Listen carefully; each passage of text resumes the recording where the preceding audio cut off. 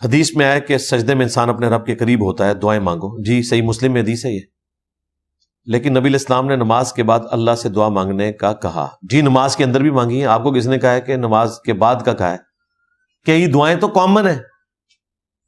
نبی علیہ السلام کی بعض دعائیں ایسی ہیں جو آپ نے تشہد میں بھی مانگی ہیں اور فرض نماز کے فوراً بعد بھی مانگی ہیں. السلام علیکم ورحمۃ اللہ وبرکاتہ. اللہ سے دعا کرتے ہیں کہ آپ لوگ خیریت سے ہوں گے. Very special important question answer and with امام انجینئر محمد علی مرزا. تو اس ویڈیو میں کافی سارے سوال انجینئر محمد علی مرزا سے ہوئے ہیں جس کا جواب انہوں نے بخوبی دیا ہے اور ہر چیز کو اچھے طریقے سے بتایا ہے. تو اس ویڈیو میں آپ کو نالجبل چیزیں سننے کو اور دیکھنے کو ملے گی، اور اللہ سے ہم لوگ یہی دعا کریں کہ اللہ ہم سب کو جو بھی معلومات ملے وہ قرآن اور حدیث کی روشنی میں ملے، اور اللہ ہم سب کو ہدایت کا راستہ دکھائے، اللہ اور اللہ کے رسول کے بتائے ہوئے راستے پر ہم سب چلیں، اور اللہ ہم سب کو پانچوں وقتی نمازی بنائے، قرآن شریف کی تلاوت کرنے والا بنائے، روزے رکھنے والا بنائے، صدقہ زکوٰۃ خیرات سب نکالنے والا بنائے، غریب و یتیموں محتاجوں کی مدد کرنے والا بنائے، حج عمرہ ہم سب کے لیے آسان کرے، اور اللہ ہم سب کو پکا سچا توبہ کرنے والا بنائے. اللہ ہم سب کی توبہ کو قبول فرمائے. استغفر اللہ الذی لا الہ الا هو الحی القیوم واتوب الیہ. اے اللہ تو غفور رحیم ہے، رحیم و کریم ہے. اے اللہ ہم سب کی توبے کو قبول فرما لیجیے. آمین ثم آمین. اللہم اغفر لی ما قدمت وما اخرت وما اسررت وما اعلنت وما اسرفت وما انت اعلم به منی انت المقدم وانت المؤخر لا الہ الا انت. یہ حضرت علی نے روایت کی ہے دعا صحیح مسلم میں.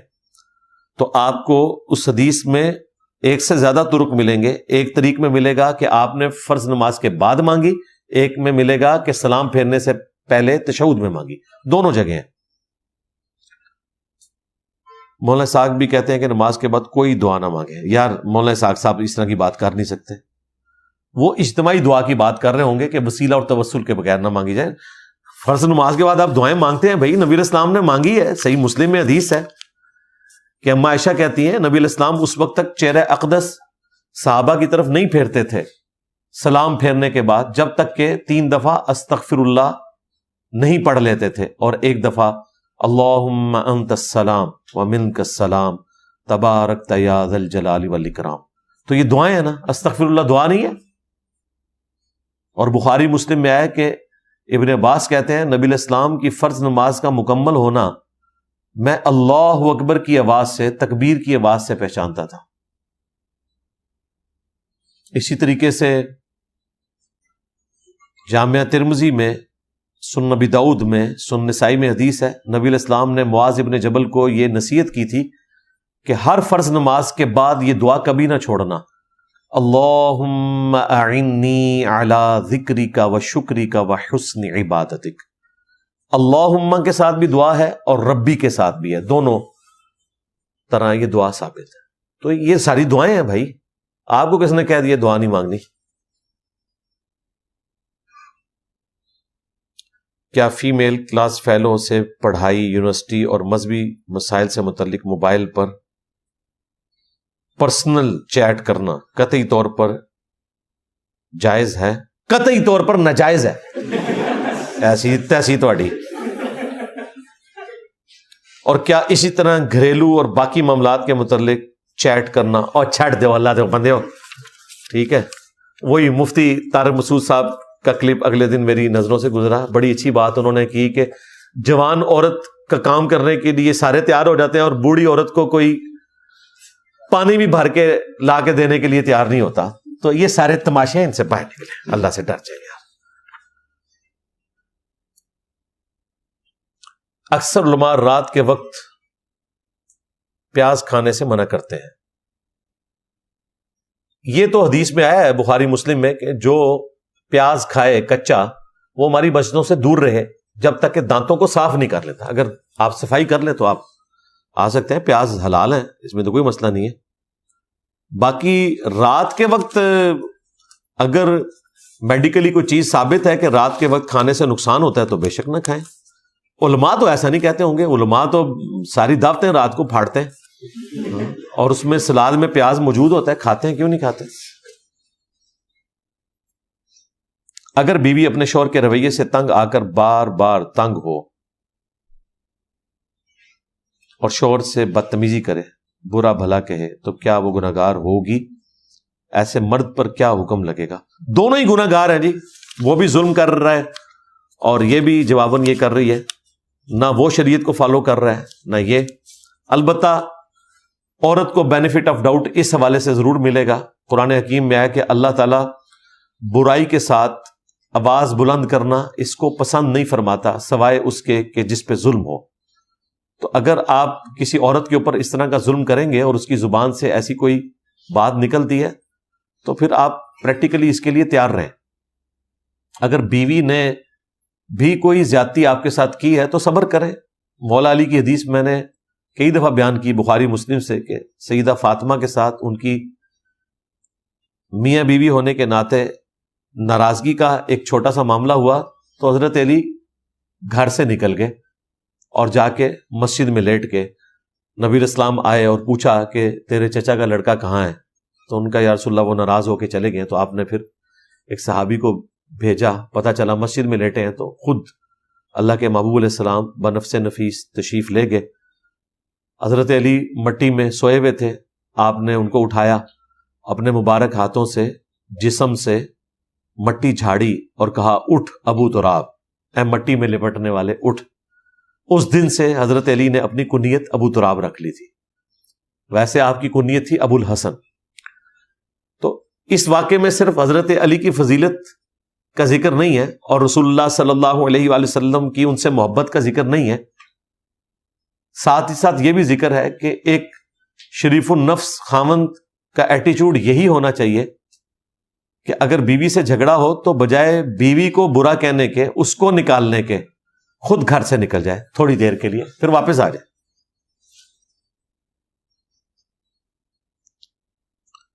آیت الکرسی والے بریسلیٹ اور انگوٹھیاں استعمال کرنا غلط ہے جی، عورتیں کر سکتی ہیں، مرد نہیں.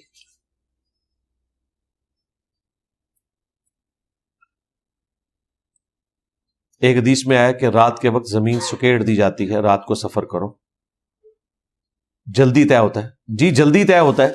باقی جو احادیث میں اس طرح کی باتیں آتی ہیں، کچھ چیزیں محاورتاً بھی ہو سکتی ہیں، کچھ فزیکلی بھی ہو سکتی ہیں، اور اللہ کی غیبی تائید کے ساتھ بھی معاملات ہو سکتے ہیں.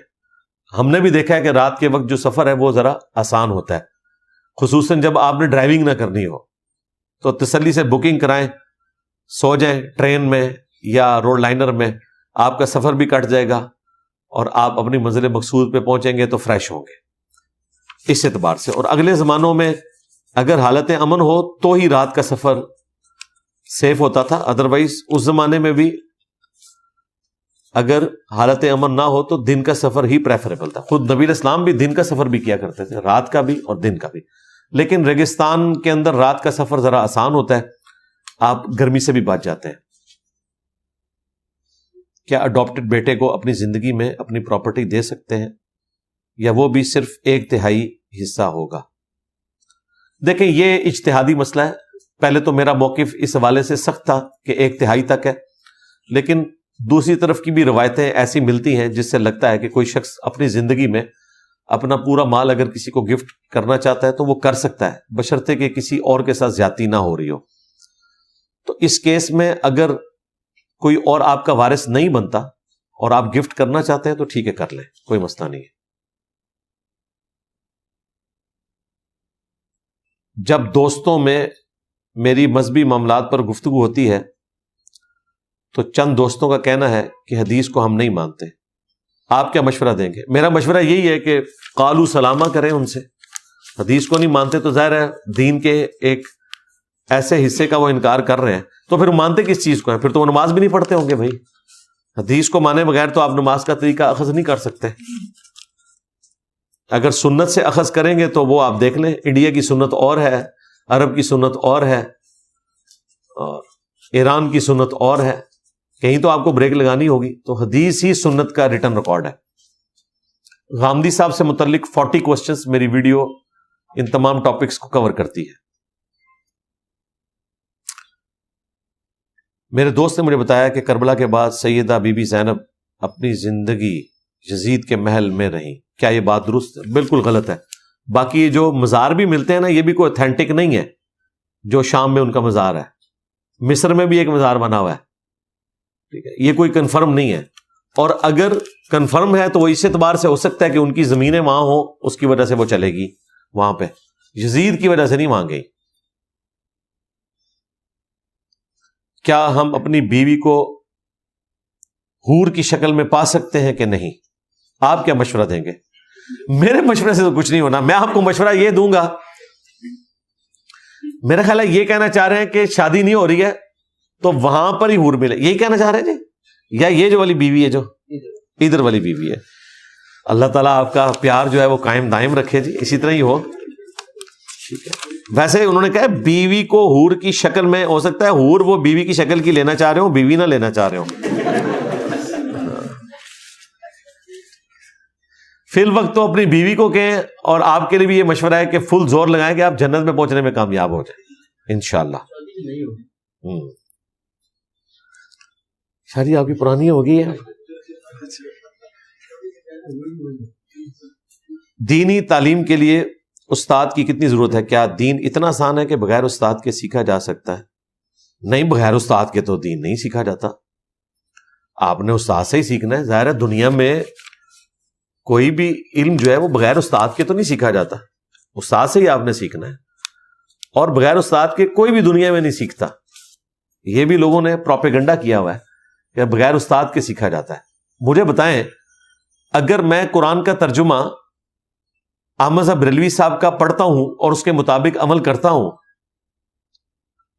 تو میرے استاد احمد صاحب بریلوی صاحب ہیں، کیونکہ انہوں نے قرآن کا ترجمہ اس لیے نہیں کیا کہ انہوں نے قرآن کی آیات کو بیچ کر اپنی روزی روٹی چلانی تھی۔ یا تو بریلوی یہ مان لیں کہ انہوں نے قرآن کا ترجمہ اس لیے کیا تھا کہ اس ترجمے کو بیچیں گے اور قرآن کی آیات کو بیچ کے اپنی روزی روٹی کا دھندا چلائیں گے، تو یہ کانوں کو ہاتھ لگائیں گے کہ نہیں جی اعلیٰ حضرت ایسے، انہوں نے تو عوام کے لیے لکھا ہے، تو سرکار پھر عوام نو پڑھن دیو۔ تو استاد سے ہی سیکھ رہے ہوتے ہیں، دنیا میں بغیر استاد کے کوئی نہیں سیکھتا، ماں کے پیٹ سے کوئی سیکھ کے نہیں آتا۔ میں آج اگر مولویوں کے اوپر مسلط ہو گیا ہوں ان کا ڈراؤنا خواب بن کے، تو ظاہر ہے میں نے علماء ہی سے سیکھا ہے، اہل علم سے ہی سیکھا ہے۔ اب رہ گیا مسئلہ وہ جو ڈگری والا، وہ تو آپ نے دیکھا ایک ایک کر کے ساروں کی ڈگریاں فارغ ہو رہی ہیں۔ مدرسے کی ڈگری مفتی طارق مسعود صاحب خود کہہ رہے ہیں کہ مجھے ڈگری نہیں دی استاد نے کہا تھا کہ اگر علم ہوگا تو خوشبو خود پھیلے گی، اور اگر علم نہیں ہوگا تو ڈگری سے کچھ نہیں ہوگا۔ بالکل ٹھیک کہا ہے، خوشبو دیکھیں جہلم سے کیسی پھیل رہی ہے۔ علم کی بات کریں تو علم تو الحمدللہ حاصل کرنے کے مختلف ذرائع ہیں۔ اگلے زمانوں میں آمنے سامنے بیٹھ کے علم حاصل ہوتا تھا اور اس میں کوئی ڈگری بھی نہیں ہوتی تھی۔ آپ مجھے نہیں بتا سکتے کہ امام مسلم کے پاس کوئی ایسی ڈگری ہو جو امام بخاری نے انہیں فزیکلی سٹیمپ پیپر پہ لکھ کے دی ہو۔ استاد اور شاگرد کا سلسلہ تھا اور وہ سال ہر سال چلتا تھا، وہ صحبت اختیار کرتے تھے اور ڈائریکٹلی استاد سے سیکھتے تھے۔ آج کل کے استاد تو آپ کو میاں سکھا رہے ہیں نا، علم دین بھی سکھاتے ہیں اور میاں بھی سکھاتے ہیں۔ اس زمانے میں واقعی مخلص استاد تھے، ان کے ساتھ جو شاگرد رہتے تھے وہ سیکھتے بھی تھے۔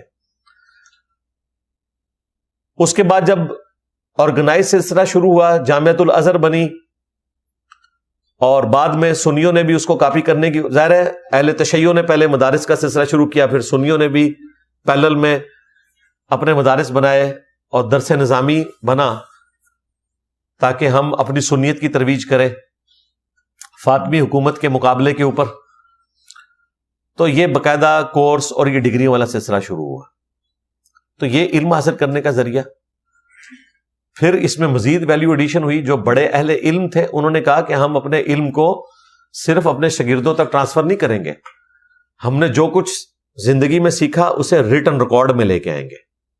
ایک تو حدیث کی کتابیں ہیں نا، وہ بھی ان ائمہ کا علم ہے جو انہوں نے ریٹن میں آپ کو دیا، ایک جو محدثین کے سٹوڈنٹس نے شروحات لکھی احادیث کی، قرآن کی تفاسیر لکھی، وہ اس لیے لکھی تاکہ جو انہوں نے علم حاصل کیا وہ ریٹن ریکارڈ میں آئے. الذی علم بالقلم، اللہ نے بھی تو قلم کے ذریعے علم سکھایا نا.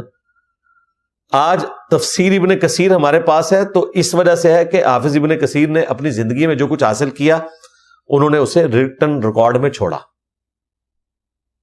اور لوگ اسے کوٹ کرتے ہیں. اور اسے کوٹ کرنے کا رائٹ صرف مولوی کو نہیں ہے، صرف سنی کو نہیں ہے، صرف شیعہ کو نہیں ہے، ہر انسان کو ہے. وہ کوٹ کر سکتا ہے بشرطے کہ بات درست لکھی ہو اس میں. تو یہ بھی ایک ذریعہ ہے. اب اس سے بھی اگلا ورژن آ چکا ہے، سافٹ ویئرز بن چکے ہیں، آپ کاؤنٹر ویریفائی کر سکتے ہیں. ایون آپ گوگل میں جا کے لکھیں نا کہ سورت نمبر دس، آیت نمبر دس، تو آیت کھل کے سامنے آ جاتی ہے. آپ کے پاس اگر جو ہے وہ موبائل ایپلیکیشن نہ بھی انسٹال ہو، ڈائریکٹ گوگل میں بھی جا کے لکھے تو وہ آیت کھل جاتی ہے. اور چیٹ جی پی ٹی نے، ڈیپ سیک نے اور باقی اے آئی ٹولز نے تو مسئلہ آسان کر دیا ہے. آپ بولیں تو وہ چیز آپ کے سامنے آ جاتی ہے، لیکن اسے کاؤنٹر ویریفائی آپ نے ضرور کرنا ہے. یہ میں بار بار کہتا ہوں، اگر وہ بتا رہے ہیں تو آپ نے قرآن کھول کر اس کو پڑھ لینا ہے، تو ریفرنس کو آپ نے فالو کرنا ہے. تو یہ سب مختلف ذرائع ہیں دین حاصل کرنے کے. لیکن اگر آپ مدرسے کی ڈگری لے کر نکلے ہیں اور آپ کو یہ نہیں پتا کہ بخاری مسلم میں نماز کا طریقہ کیا لکھا ہے، تو آپ کی ڈگری کے اوپر 4 تکبیریں پڑھ لینی چاہیے اور ایک مجلس میں 3 طلاقیں ایسی ڈگری کو دینی چاہیے کہ جس ڈگری کے بعد آپ نے یہ بھی نہیں سیکھا کہ بخاری مسلم میں نماز کا طریقہ کیا ہے. آپ نے ڈگری لی، قرآن کی تفسیر بھی لکھی کئی جلدوں پر، لیکن قرآن کے پہلے صفحے پہ لکھا تھا ایاک نعبد و ایاک نستعین. تفسیر لکھنے سے پہلے بھی قبر میں پڑے ہوئے بابوں کو مدد کے لیے پکارتے رہے اور تفسیر لکھنے کے بعد بھی. تو کیا نکلا؟ میں آپ کو اینڈ پہ اپنے استاد کی وہ بات بتاتا ہوں، غلام سعود سعیدی صاحب رحمہ اللہ. یہ تو خود انہوں نے مجھ سے بات کی ہوئی، 2007 کی بات ہے، 22 مارچ 2007. اسی دن میری ملاقات مفتی منیب الرحمان صاحب سے بھی ہوئی تھی. دیکھیں کتنی پرانی بات ہے، آج 11 مئی 2025، آلموسٹ 18 سال پرانی بات کر رہا ہوں. اسی مدرسے میں غلام سعود سعیدی صاحب جنہوں نے شرح صحیح مسلم لکھی بریلویوں کی، وہ شیخ الحدیث تھے. تو میں ان سے استانت کے مسئلے کے اوپر بحث کر رہا تھا کہ غیر اللہ سے مدد مانگنا یہ درست نہیں. میں نے کہا آپ نے پورا مقدمہ کھڑا کیا ہے اور آپ نے اینڈ پہ یہ لکھا ہے کہ مدد اللہ ہی سے مانگنی چاہیے، البتہ اگر کوئی اولیاء اللہ سے، انبیاء سے بھی مانگ لے تو یہ بھی جائز ہے، لیکن افضل یہی ہے. تو آپ کو یہ اتنا دور کا کان پکڑنے کی کیا ضرورت تھی؟ آپ جو آیات اور احادیث لکھ رہے ہیں وہ تو بالکل ون سائیڈڈ ہیں. تو غلام سعود سعیدی صاحب نے مجھے کہا کہ میں نے پہلے یہی کچھ لکھا ہوا تھا کہ غیر اللہ سے مدد نہیں مانگنی چاہیے. تو کچھ بڑے بڑے بریلوی علماء اکٹھے ہو کر میرے پاس مدرسے میں آئے اور انہوں نے کہا آپ تو ہمارے سب سے بڑے رائٹر ہیں، آپ ہمارے مسلک کا نقصان کر دیں گے، آپ مہربانی کریں اس کو چینج کر دیں. جو آپ نے لکھا ہے نا ناجائز ہے غیر اللہ سے مانگنا، اس ناجائز کو جائز کر دیں اور پھر آگے آپ یہ لکھ دیں کہ بہتر ہے کہ اللہ سے مانگیں. یہ ناجائز کا ورڈ غلام سعود سعیدی رحمہ اللہ تعالی بریلوی محدث، بلکہ اعلی حضرت احمد بریلوی کے بعد شاید اس پائے کا کوئی عالم دین حدیث کی فیلڈ میں بریلویوں نے پیدا نہیں کیا. انہوں نے مجھے خود بتایا کہ میں نے ناجائز لکھا تھا، علماء کے دباؤ ڈالنے پر میں نے یہ ناجائز والا جملہ ختم کیا. دیکھیں انہوں نے اپنے مسلک کی محبت میں اپنی آخرت کو داؤ پہ لگایا. دوسری طرف پیر نصیر الدین نصیر صاحب، اللہ نے انہیں موت سے پہلے توبہ کی توفیق دے دی. انہوں نے باقاعدہ پھر کتابیں لکھی. استعانت اور اعانت کی شرعی حیثیت ان کی کتاب، وہ بھی میرے ان استادوں میں سے ہیں جن سے میری ملاقات بھی ہوئی اور میں نے انہیں جا کے بتایا کہ آپ کی اس کتاب کی وجہ سے میری توحید درست ہوئی ہے. ان سے بھی میری ملاقات 2007 کے اینڈ پہ ہوئی. ان کی کتاب آج بھی اویلیبل ہے، آپ پڑھ سکتے ہیں. باقاعدہ میں نے گولڈا شریف ان کے پیچھے ایک جمعہ پڑھا تھا جس میں ہزاروں کی پبلک میں انہوں نے اس مسئلے کو بیان بھی کیا کہ آپ نے صرف اللہ سے مدد مانگنی ہے. کبھی کبھار ان بیچاروں کو جمعہ ملتا تھا کیونکہ دوسری پارٹی ذرا اسٹرانگ تھی، اور ان کی کئی ایک ویڈیوز بھی اویلیبل ہیں. آپ ہماری یوٹیوب پہ ایک ویڈیو دیکھیں، توحید سے متعلق 10 دھوکے. اس کے سٹارٹ میں میں نے پیر نصیر الدین نصیر صاحب کی وہ ویڈیوز چلائی ہیں جس میں انہوں نے غیر اللہ سے مدد مانگنے کو کنڈیم کیا ہے، اور انہوں نے کہا کہ جو سمجھتا ہے نا کچھ کر کے دکھا سکتا ہے تو باہر نکلے دکھائے، کوئی کچھ نہیں کر سکتا. یہی باتیں جو میں کہتا تھا نا، کڈو بابے نو وہا لو آؤ، یہ ساری باتیں پیر نصیر الدین صاحب کر کے گئے. چونکہ وہ بڑے آدمی تھے اور اس زمانے میں اتنا فتنہ ان کا پھیلا نہیں تھا، تو اس لیے وہ ان کے تانوں سے بچ گئے. لیکن پھر جب ان کی دعوت عام ہوئی تو کئی بڑے علماء نے کہا کہ یہ تو گمراہ ہو گیا تھا، یہ تو وہابی ہو گیا تھا. جب وہ بنو امیہ کا رد کرتے تھے اور امیر شام سے متعلق ڈھکے چھپے الفاظ میں سخت الفاظ بولتے تھے تو لوگ کہتے تھے یہ شیعہ سے متاثر ہے. جب توحید کے اوپر بات کرتے تھے تو لوگ انہیں وہابی کہتے تھے. تو جو انہیں بات جتنی سمجھ آئی تھی وہ کوشش کرتے تھے کہ اچھے طریقے سے اس کو بیان کریں. اللہ تعالیٰ ہمارے ان استادوں کی مغفرت کرے، انہیں نیک کاموں کا اجر دے اور برائیوں سے درگزر فرمائے، آمین. کافی سارے بھائیوں نے بہنوں نے دعاؤں کے لیے کہا ہے، ہم اینڈ پہ دعا بھی کر لیتے ہیں وسیلہ اور توسل کے طور پر. اللہم انی اسألک بأنک انت اللہ لا الہ الا انت الاحد الصمد الذي لم يلد ولم يولد ولم يكن له كفوا احد وإلهكم إله واحد لا الہ الا هو الرحمن الرحیم الف لام میم اللہ لا الہ الا هو الحی القیوم اللہم صلی علی محمد وعلی آل محمد.